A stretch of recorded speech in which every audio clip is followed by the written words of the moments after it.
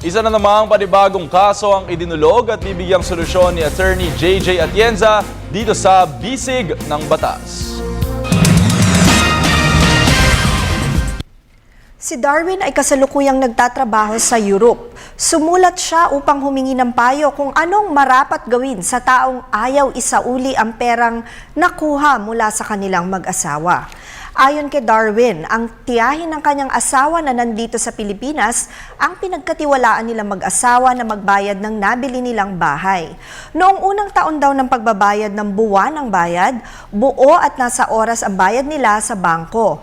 Matapos ang unang taon ng buwan ng bayad, natuklasan na lamang nilang mag-asawa na nagsimula ng mag-default sa pagbabayad ang tiyahin nila. 6 na buwan daw ang arrear sa bangko kahit na hindi naman daw sila pumalya ng pagpapadala ng pangbayad. Ito daw ni Darwin na habulin ang tiyahin ng kanyang asawa upang maibalik ang mahigit 300,000 pesos na nawala nito. Paano daw ba niya gagawin ng ganito gayong hindi siya basta makaalis mula sa trabaho sa Europe upang umuwi at mag-file ng kaso? Ano daw ang dapat niyang gawin upang mabayaran siya at ano daw ba ang replevin?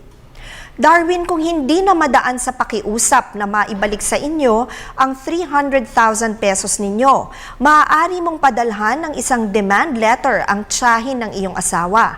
Sa demand letter na ito ay isusulat mo ang iyong nais na ibalik agad sa inyong mag-asawa ang perang ipinagkatiwala ninyo sa kanya. Ang demand letter kasi ay isang instrumento na preparatory din sa pagsasampa ng kaso laban sa isang tao na maaaring maging isa sa mga pangunahing ebidensya laban sa taong kakasuhan. Matapos ang pagpapadala ng demand letter at hindi ka pa rin mabayaran, maaari ka na mag-file ng kaso for sum of money sa korte. At dahil hindi kayo makauwi dito, maaari ka magpagawa sa iyong abogado ng special power of attorney at isang pinagtitiwalaang tao na magsusulong ng kaso para sa inyo.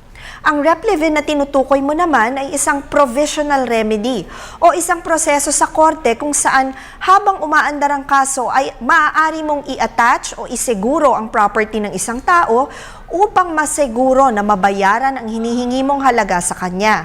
Sa provisional remedy na ito, kinakailangan na mag-apply ka ng bond na kasing halaga ng perang sinisingil mo sa kanya o di naman kaya ay kasing halaga ng property na pinapa-attach mo. Kapag nagbigay ng provisional remedy ang korte, ang sheriff ang bahalang mag-implement at mag-secure ng ari-arian o property ng nasasakdal bilang seguridad ng pagkakautang sa iyo. Tandaan na ang aming opinyon ay limitado lamang sa mga impormasyong inyong ibinigay sa amin at maaari itong mag-iba depende pa sa karagdagang detalye. Malaya po kayong lumapit sa inyong abogado tungkol sa inyong katanungan. Patuloy po kayong mag-email sa ptv4newscenter@gmail.com. Attorney JJ Atienza, ang inyong bisig ng batas.